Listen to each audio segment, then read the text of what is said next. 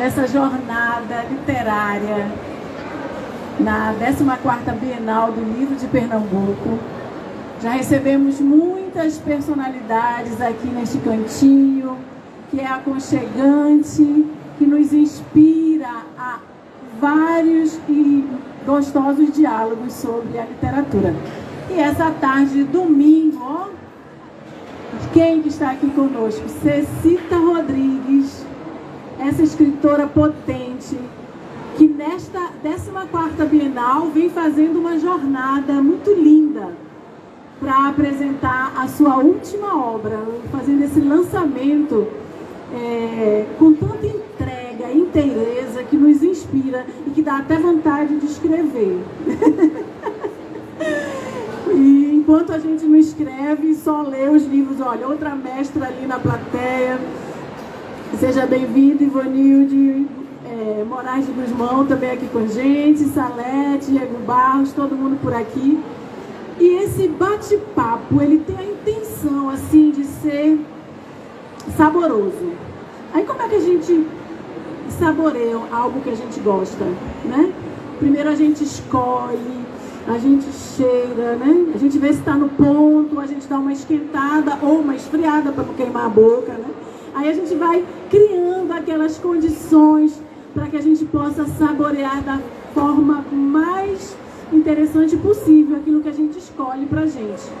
E é isso que a gente vai fazer hoje aqui, sabe, Cecita? A gente agradece muito a sua presença e a gente vai começar justamente com essa proposta, né, de saborear cada palavra, cada lembrança, cada memória dessa construção do seu último livro. Ó, gente, quem está aí nos acompanhando pelo Insta. E Deus não acudiu ninguém. Eu vou repetir, viu? Foi isso mesmo. Vocês escutaram direitinho. E Deus não acudiu ninguém. Pela editora Patuá, e tem aqui, ó, vários exemplares. Venham, comprem, encomendem. Depois Cecita vai dizer como é que chega até vocês, mesmo virtualmente, essa obra. Cecita, vamos lá, de novo. Muito obrigada por estar aqui com a gente, nesse espaço de... Olha, a professora Ana Inês chegando, seja bem-vinda. Hoje é dia dos professores, né, minha gente? Olha, quando Cecita se apresenta, ela sempre diz assim, sempre não, mas das vezes que eu já a ouvi, né? Mas eu sou mulher, professora, né? Aí a professora vem logo e depois, claro, escritora, mãe, amante. Mentira, o amante eu inventei agora. Amante da literatura e da vida. E queria deixar já registrado, então, meus parabéns a todas as professoras e aos professores que estão nos acompanhando. Ó, teve uma salva de palmas tímida. Pode ser mais... Isso! Parabéns. Cecita, e esse seu pedacinho escritora, né? Quando você traz pra gente, nos presenteia com essa terceira obra tão potente, que nós já classificamos ela de várias formas, mas eu nem vou falar sobre ela ainda, eu vou querer que você fale, né? Então, o primeiro pedacinho dessa conversa, eu queria perguntar para você assim, qual foi aquela primeira pitada de inspiração? Qual é a memória que você tem mais antiga sobre essa obra? Aquele momento que você, hoje, pensando na obra, diz, eita, por conta daquele momento, hoje nós estamos aqui falando sobre e Deus não acudiu ninguém. Mas que também foi só um momento? Foram vários? Demorou essa gestação, né? Ficou ali sendo criada em momentos diferentes, singulares. Aí eu queria que nesse primeiro momento você falasse sobre isso pra gente. Joia, primeiro, né, agradecer muitíssimo o espaço aqui da cultura nordestina. Agradecer imensamente a Salete Rego Barros. Agradecer a Ivanilde com o espaço dela e o Esmusa, essa parceria linda com a cultura nordestina, não é? Para mim, assim, é uma honra incrível. Salete, Ivanilde e Leila de mediadora, isso é um luxo L-U-S-S-S-S, luxo, um grande luxo, né? Dizer que é uma alegria muito grande estar aqui. Obrigada por esse espaço para a literatura, para a palavra, para a liberdade do pensamento e para a escrita e para a literatura, né? Enfim, aí Leila perguntou como é que surgiu, qual foi o que seria assim, um estopim mais ou menos, né? Para aí Deus não acudiu ninguém. E Deus não acudiu ninguém. Ele tem uma década ou mais. Ele é mais antigo do que Molhada até os Ossos, que é o meu primeiro livro a ser publicado, né? E Os Dedos das Santas, que foi o segundo livro a ser publicado. Tem 8 livrinhos engavetados, são 11, né? Mas não dá para publicar mais de um por ano, aí eu fico lá na filinha esperando. Enfim, mas esse livro aqui, E Deus Não Acudiu Ninguém, olha a honra dessa chegada. Muito obrigada, meu amor. Olha, então, ele é o terceiro livro a ser publicado, é um livro de contos. Ele não entrou primeiro na fila da publicação, não foi o primeiro que eu joguei, o primeiro que enviei para a editora Patuá, porque eu senti que eu não estava pronta emocionalmente para publicar esse livro. Por quê? Não é? Embora seja ficção, embora não seja minha realidade verdadeiramente, tem várias pitadas aqui da minha vida, tem várias pitadas do meu eu, tem alguma coisinha biográfica nesse livro também. E os temas, gente, são temas bem tabu. A gente está falando aqui de contos que tratam da morte, que tratam da depressão, que tratam do suicídio, não é? Que eu acho que é o grande tema, assim, humano, é a questão de quando o ser humano perde o interesse ou não vê mais graça na vida. E o que é que pode ser mais importante do que a vida? Eu não conheço nada mais importante e nada mais valioso que a vida. Então, são temas, assim, que são tabu. Tem contos aqui que falam em pedofilia, enfim, tudo que me causou tristeza, tormento, estranhamento, né? Temas muito difíceis, eu trouxe para esse livro. E esse livro, para mim, foi uma terapia muito grande.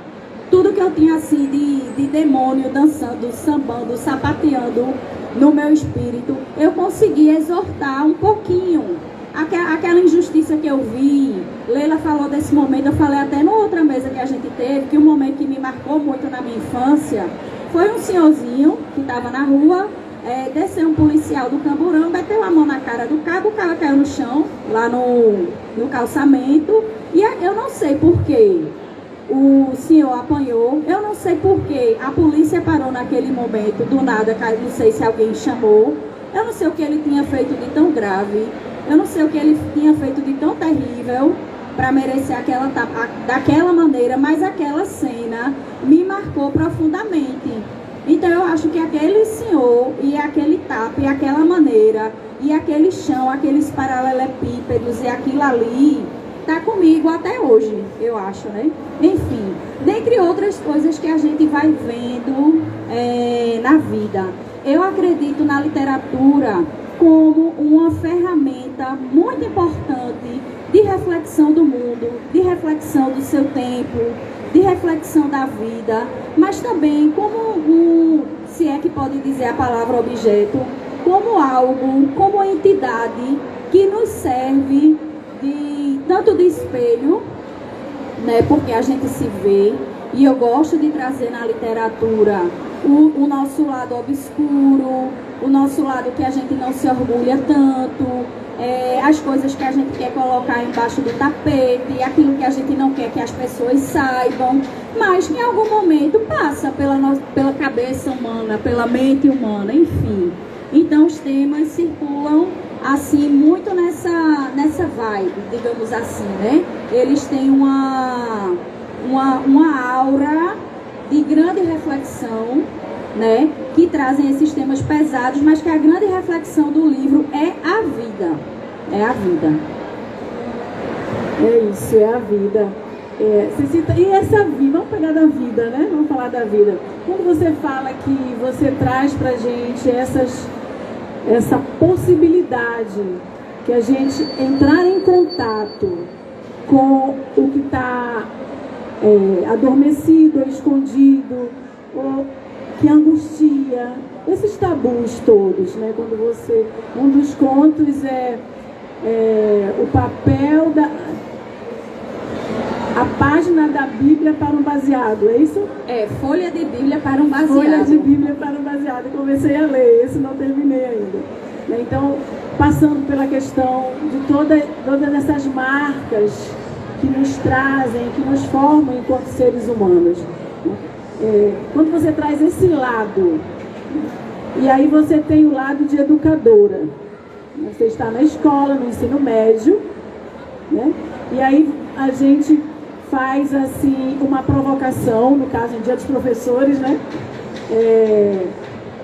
Quando você se coloca enquanto escritora, em algum momento você se sentiu acuada ou com medo, receosa de ser julgada, porque Cecita trabalha com juventude, né? E aí Cecita, escritora, está trazendo provocações, está trazendo os tabus e estou jogando na mesa e digo, a humanidade é também feita disso.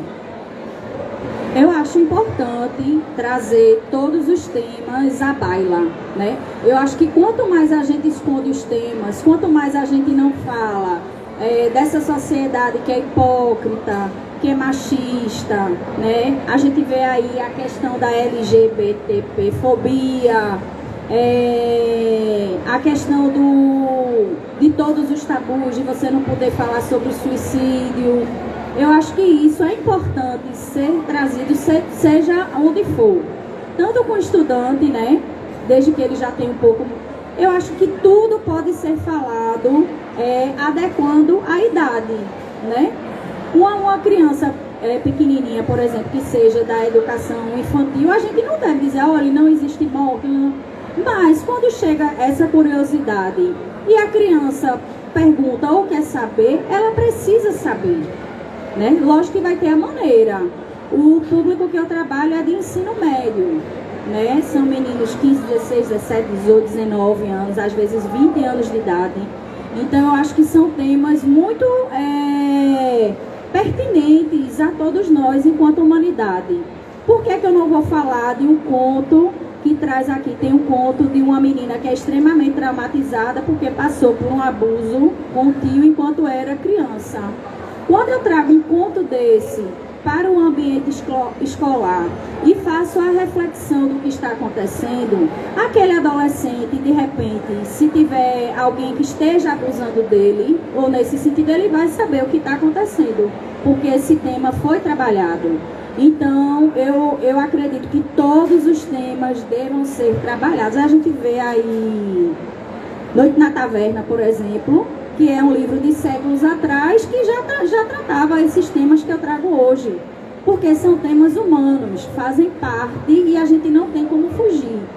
Agora, quando a gente escolhe não dialogar a respeito, fazer disso um tabu e esconder, eu acho que complica mais a situação. Eu acho que dificulta mais a situação. Mas eu reconheço que não é um livro que seja agradável para todas as pessoas. Não é todo mundo que vai querer ler um livro com esses temas. E eu respeito extremamente. Como não vai ser todo mundo que vai ler e vai dizer, poxa, que massa, eu gostei. Também aceito isso. Só que a minha feitura de literatura está para além disso. Da aceitação das pessoas, ou do tema que esteja na moda, ou do tema que vai ter mais saída para o público. Eu não estou pensando nisso. Eu estou pensando em fazer a minha literatura como eu acho que ela deve ser, com a minha verdade, com a minha transparência enquanto autor, né? A gente usa ali ou o narrador, ou o eu lírico, seja lá o que for, mas a gente coloca ali a verdade do personagem, a verdade da história, a sinceridade sua enquanto autor. Então eu não posso ser outra coisa que eu não sou. Eu só sei ser isso, eu só sei ser assim. Molhada até os Ossos, que foi o meu primeiro livro, né? Tem ali uns poemas que são mais sensuais, né? Eu me lembro que uma colega de trabalho estava lendo para outra no meu trabalho e eu vi que a outra ouviu. Aí ela disse, nossa, que negócio mais inapropriado, né? Então não é do gosto de cada um, mas eu só posso escrever sobre aquilo que me desperta, sobre aquilo que me interessa, não é? E mesmo que todos não gostem, sempre vai acontecer isso em todas as áreas, não é? Tem gente que não gosta de contos de fada, tem gente que não gosta de história de terror, enfim. Mas eu acho que tem público, sim, para tudo que eu já escrevi. E quando a gente faz literatura, deve pensar naquelas premissas que eu falei anteriormente, né? De você fazer a literatura na qual você acredita e gosta e se sente bem. A minha vibe é essa nesta obra, né? E é isso. Pronto. A Cecita dizia sempre algumas, eu tenho visto, né, que a gente sempre tem a gravação dos diálogos que aconteceram nessa 14ª Bienal do livro de Pernambuco. E eu tenho assistido algumas até para que eu possa estar aqui hoje com ela. E outra palavra que aparece muito, apareceu muito nesses outros diálogos, foi a provocação, né? Cecita dizia assim, ó, essa obra é para provocar.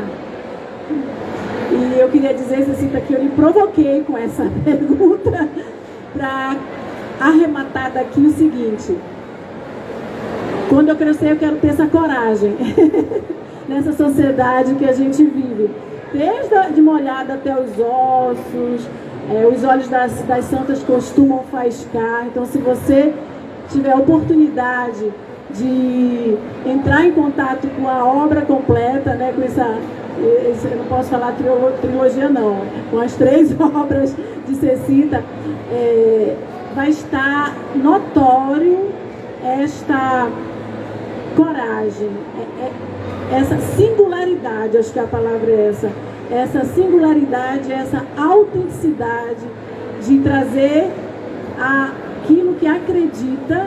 E acredite, viu, Cecita, eu acompanho você desde os olhos da Santa costumam faiscar, Molhada até os Ossos eu não estava ainda, né? E tenho recomendado para as minhas amigas, tenho me inspirado na sua obra, né, de formas diferentes, de formas únicas. E com certeza a gente vive numa sociedade muito hipócrita, onde, como você bem disse, varre para baixo do tapete muitas demandas, né? Se a gente fosse pensar na gravidez na adolescência, né, como uma das problemáticas que a gente vive, e aí a gente não tem nas escolas a possibilidade de um espaço para a educação sexual, né? Então, é nesse espaço que você chega, um espaço de uma necessidade da gente trazer para a mesa essas temáticas com a profundidade e a crença que você tem nelas. Então, assim, queria só registrar que a pergunta foi para isso mesmo, para que você falasse tudo que você falou. Vamos lá, continuando, nós ainda temos tempo. A gente podia, na outra conversa que nós tivemos, né, nós falávamos dessa... Eu queria dar uma palavra. Pronto. Bom, já tivemos o prazer de passar tardes e tardes estudando, escrevendo e analisando. E eu queria, para mim uma alegria imensa ver Cecita desabrochar. E quando a gente trabalhava, corrigia os trabalhos, que ela passava tarde corrigindo os trabalhos comigo, que ela foi revisora de várias obras. Aí eu dizia, Cecita, quando é que tu vais deixar caminhar tua escrita? E ela nunca me mostrou nada, né, Cecita? Não, era sempre um segredo. E aí eu tenho os 3 livros dela, esse também, já li. E Cecita tem uma coragem muito grande de expor a ferida que todos nós carregamos, né?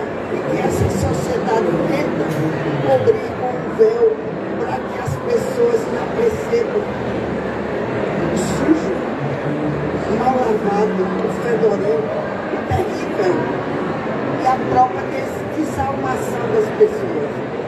É um tema que a gente sempre conversou, que é a questão do suicídio.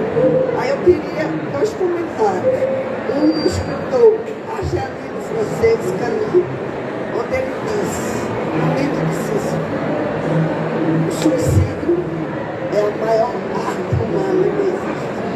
É a expressão total de liberdade. E de Fernando Pessoa, se alguém disser que eu me matei, eu te digo, me matei e morri porque meu corpo não cabe em mim. Muito bem, Manilde. Obrigada pela sua contribuição. A gente tem que se recuperar depois, né, da fala de Manilde. Eu estava pensando aqui em Cecita justamente, né, nessa questão que a gente já falou na outra mesa, sobre essa triangulação, lembras? Que a gente falava da obra, né, da autoria do autor, né, e do leitor. Né? Essa triangulação que é inevitável acontecer quando se compõe, quando se redige, quando se lança, quando divulga a palavra. Que foi até na mesa, a palavra é a minha 4ª dimensão. Né? E naquele momento a gente falava justamente disso, né?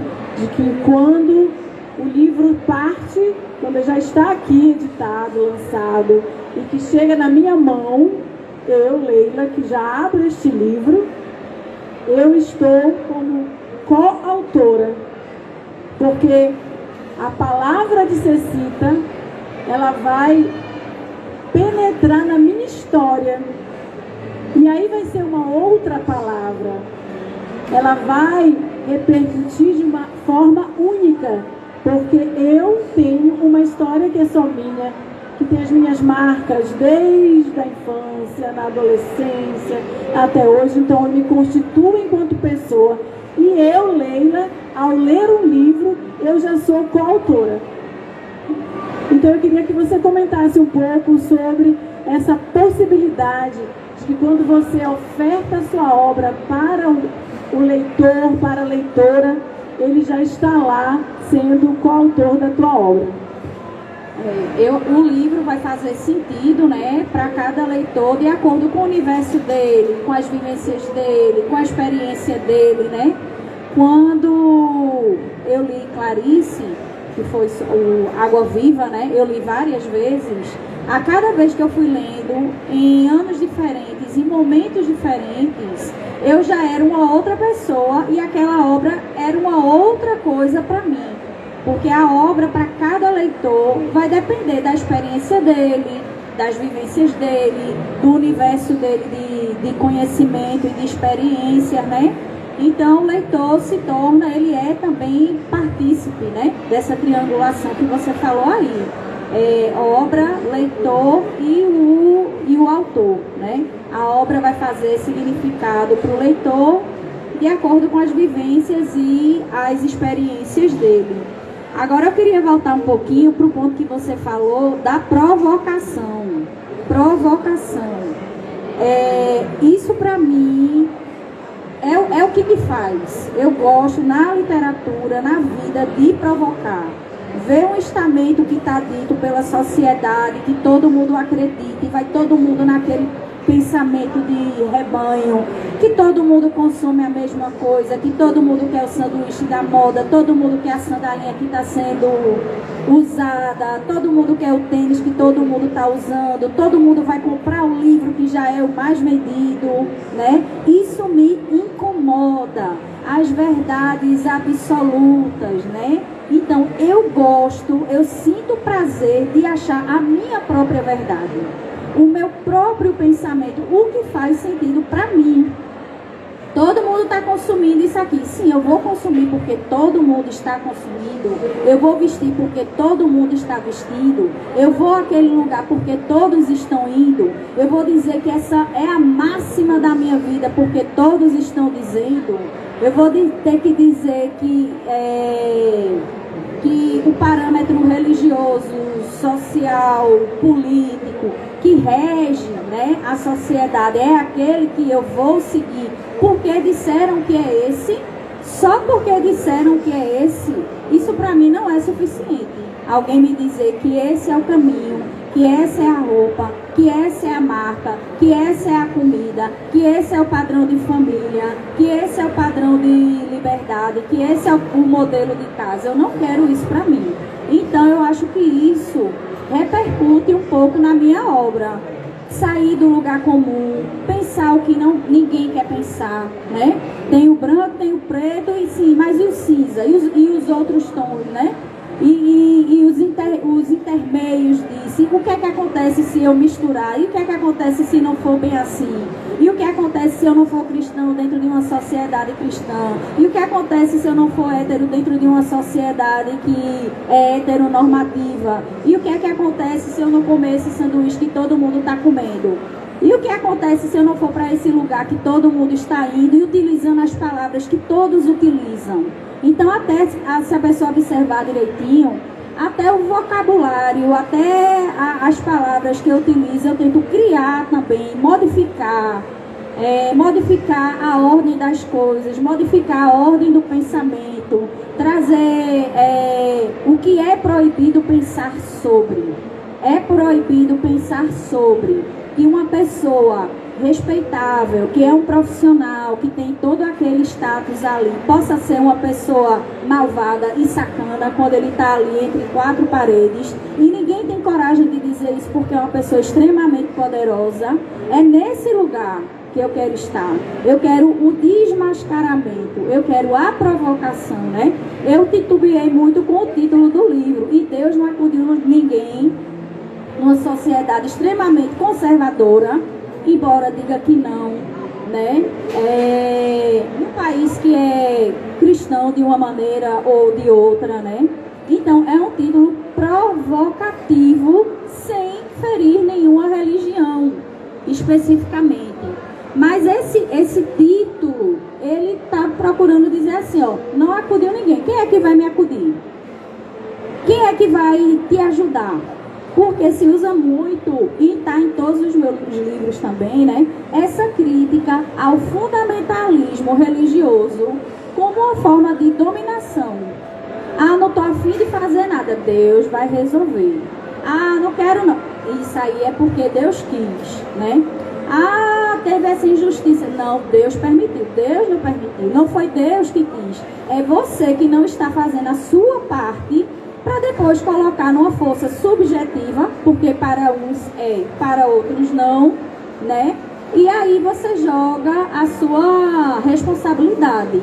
São contos em que nos momentos assim mais difíceis, quem poderia dar aquele socorro não era uma entidade superior, era o outro próprio ser humano que estava convivendo com este ser humano, subjugado, ofendido, maltratado, e escolheu não acudir esse próximo ou ajudar esse próximo, seja por qual razão for, né? Que a gente também tem uns casos aqui de sociopatia que eu acho que a pessoa não tem nem o que escolher, né? É a natureza dela.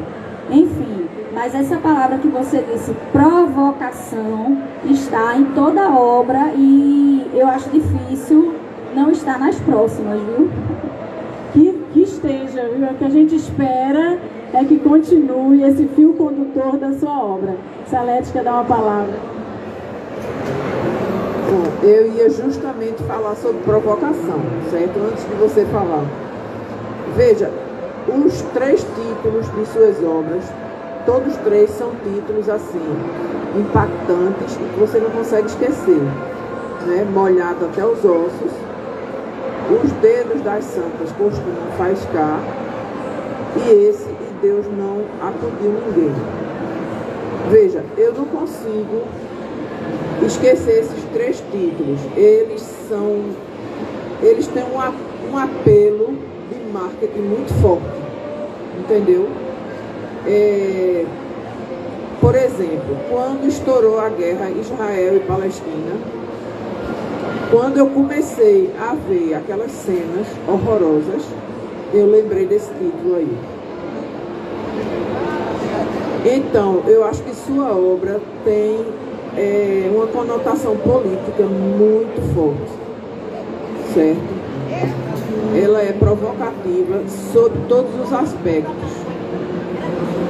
No aspecto da sociedade, da hipocrisia que campeia a sociedade, e o aspecto político, porque uma pessoa que reflete sobre esse título, certo? Ela vai começar a compreender talvez o que ela não queira compreender, o que ela não tenha coragem de compreender, porque aí vai de encontro a tudo que foi ensinado, que a gente aprende, né? Aqui no mundo ocidental, a gente aprende que Deus é o ser todo-poderoso, é o Pai justo e amoroso que ama seus filhos. Aí na hora que você vê aquelas cenas de guerra, aí você diz, Deus não acudiu ninguém.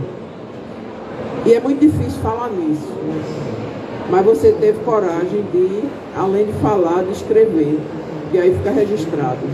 Parabéns, Cecília. Tua obra é muito forte.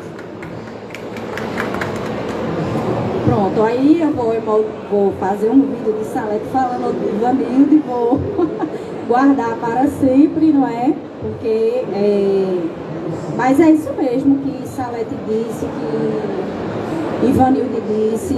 É uma literatura que espera incomodar. Se você não quer ser incomodado, não leia. É só não ler, né? Mas se você quer sair do lugar comum, quer sair de todos os estamentos que foram colocando pra gente, né, enquanto sociedade, leia um pouquinho, se permita ser provocado um pouquinho, não precisa nem dizer a ninguém, também não precisa concordar, né? Eu acho tão importante isso. Geralmente, quando eu não concordo com alguma coisa ou com algum tema, aí é que eu vou saber mais a respeito para me enriquecer, seja para mudar a ideia, para complementar minha ideia, ou para ver que aquilo não era para mim, né? Mas, assim, eu acho, modestamente, mas eu acho válido. Acho que não é perda de tempo, e depois até se ler, não gostar, pode me dizer. Eu já recebi algumas críticas, né? Recebi boas críticas positivas, dizendo que gostou, né? E também já ouvi outros comentários, né? Como se fosse uma audácia, uma blasfêmia, um desrespeito, né? E continuo falando com a pessoa até hoje, cumprimentando, e não tem problema. Me enriquece, né? A divergência, o não concordar, mas eu também não posso, porque a maioria diz que é assim, né? Como eu já tinha dito hoje, baixar a minha cabeça e sim, eu concordo com você, sendo que eu não concordo. Eu também tenho direito a me expressar, mesmo que seja na contramão da convenção, né? Pronto. É isso. Porque falar em direito, nós teremos ainda daqui às 19 horas a temática a arte, a cultura e a educação como um direito humano, né? E essa literatura, ela é um direito humano, né? Porque pela literatura, se a gente for pensar em tudo que a gente já falou aqui, a arte, a literatura, ela nos humaniza, ela nos emociona, ela nos tira do lugar, daquela zona de conforto que nós estamos habituados a olhar a realidade, e aí a gente é lançado para um outro lugar, um lugar além da nossa zona de conforto. Então, a literatura tem o poder de fazer isso, a arte como um todo, a educação, né? Que elas têm o poder de fazer isso conosco, e que bom que essa diversidade literária pode nos alcançar por meio do lançamento das obras de Cecita Rodrigues. A gente agora tem mais uns 10 minutos, a gente vai abrir para a plateia ainda. Tem alguém que ainda queira fazer algum comentário, alguma pergunta? Vão pensando aí que a gente vai continuando aqui. Vão pensando, que é agora. Hoje é o último dia da 14ª Bienal do Livro de Pernambuco. Então vamos aprofundar essa conversa. E aí, Cecita, já tem... Você disse que... Acho que eu perdi as contas. Que você tem umas 10 obras já prontinhas para serem organizadas. A gente não sabe qual sequência será essa, né? Mas há aí nos bastidores toda essa produção intensa.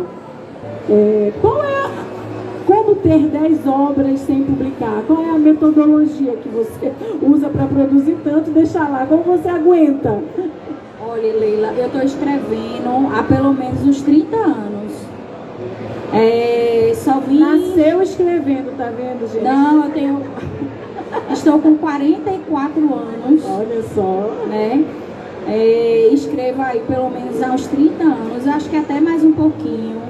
Tem esses 3 que foram publicados, tem mais 8 prontinhos, engavetados, e estava aguardando a oportunidade de publicar. De um tempinho para cá, tá mais fácil publicar, né? Eu vejo que tem muita parceria, muita gente interessada em publicar, ajudando, ao lado do autor, enfim. Aí minha estratégia foi mandando para concurso literário, mas sou eu e Leonardo DiCaprio, que só era indicada ao Oscar e nunca ganhava. Eu só ficava com menção honrosa e nunca publicava menção. Aí eu digo, quer saber, vou esperar mais prêmio literário não, vou mandar para a editora. E a primeira editora que eu mandei foi a editora Patois, de São Paulo. O editor é Eduardo Lacerda. E foi molhada até os ossos. A minha estratégia foi partir primeiro da poesia, né? Tem outros livros de narrativa, tem o conto, tem o romance, tem o infantil, tem o infanto-juvenil, olha aí. Tem coisas externas. O infantil se chama Não Puxa a Vassoura da Bruxa. Tenho Nina Bailarina. Minha gente, vamos logo editar esse, então, logo. Eu tenho Não Puxa a Vassoura da Bruxa, tenho Nina Bailarina, que é uma menininha cadeirante que quer ser bailarina, né? Enfim, é uma diversidade, romance e por aí vai. Sim, aí a primeira editora que eu mandei foi a editora Patois. Com uma semana e um pouquinho, o editor respondeu, aprovou, pronto, eu publiquei. Mas eu vinha há muitos anos assim, eu acho que há mais de 10 anos antes disso, tentando publicar através de concursos literários, mas sempre batia na trave e nunca era o primeiríssimo lugar para ter direito à publicação, né? Aí fui para tentar de outras formas, né? Aí deu certo. Aí aperriei mais o editor no outro ano, ele também prontamente aceitou e agora também eu já disse a ele, para ano que vem tem mais. Enfim, né? Aí tô feliz porque agora eu tô tendo uma oportunidade, porque o autor ele fica tão triste só colecionando aqueles textos e tudo lá engavetado e sem conseguir mostrar às pessoas, né? Mesmo que não tenha um público gigantesco, mas que algumas pessoas vejam, que te deem um feedback, que você possa conversar sobre, né? E quando você publica, tá lá registrado, tá lá a tua obra, para as pessoas discutirem, você deixar para o mundo o seu recado, mesmo quando você não estiver aqui. Então, eu acho que publicar também é uma forma de protesto contra a morte. É como se você quisesse, poxa, todo mundo vai morrer, mas eu vou deixar um pouquinho da minha ideia no mundo, né? Deixar um pouquinho do que eu penso, a minha cartinha para o mundo. Então, para mim foi muito importante publicar, até para o meu emocional. Me fez muito bem publicar, assim como me faz muito bem escrever, porque eu vou exorcizando tudo que eu tenho, me ajuda demais. Então, só vejo vantagem, né? O que você falou, a literatura como direito. Na Bienal passada estava aqui com a mestra Flávia Suassuna, com o Salete de novo, falando da questão do direito à literatura, né? Não tem nada mais importante, gente, para a sociedade do que a literatura.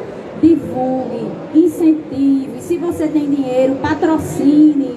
Não tem nada melhor para você fazer para a sociedade do que o incentivo à literatura. A gente está precisando ler, a gente está precisando pensar. Estamos precisando de bibliotecas, da leitura para o trabalhador, para o operário, para a dona de casa, para o estudante, não é? Não pode ser, o livro é caro, não é fácil, não tem biblioteca em todo canto, então a gente precisa de incentivo, a gente precisa de ajuda, a gente precisa de divulgação, porque a literatura muda vidas e salva vidas, e eu sou um exemplo vivo disto, através da literatura.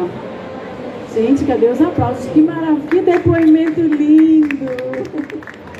Olha, Cecília, eu digo assim, você diz que você está viva e é salva, né, pela literatura.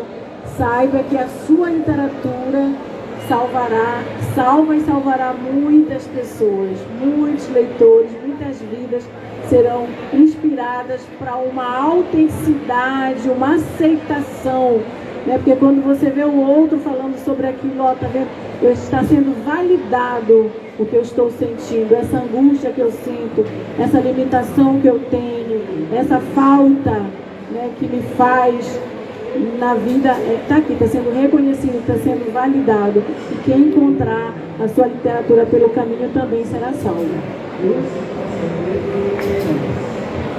E assim a gente vai passar para as últimas palavras. A plateia aí já... A gente vai passar a palavra, já foi dita muito, né? A sua palavra foi dita e nos colocou nesse encontro de reflexão sobre sua obra, sobre os seus motivos, os seus propósitos, o que você acredita. Então, eu também queria agradecer demais essa sua autenticidade, você cita essa sua coragem, e que a gente possa, enquanto plateia, seja do Instagram, que está aqui assistindo, seja a plateia presencial, que a gente possa ser esse caminho de divulgação, que a gente possa fazer chegar mais longe essa sua mensagem, como esses mediadores, não só mediando essa mesa, mas que nós sejamos também mediadores da sua palavra, né? E que ela chegue aí a várias dimensões dessa nossa realidade aqui em Recife e além de Recife também. Então, que você desse passo para você, para a gente ir para as últimas palavras, para a gente poder encerrar esse momento. Agradecer mais uma vez a oportunidade, um espaço aqui da cultura nordestina, Salete, Ivanilde, Leila maravilhosa, a todos que estão aqui presentes presencialmente e aos que estão nos acompanhando aí pelas redes. Um beijo para todo mundo, muito obrigada e até a próxima. Qualquer coisa me chame.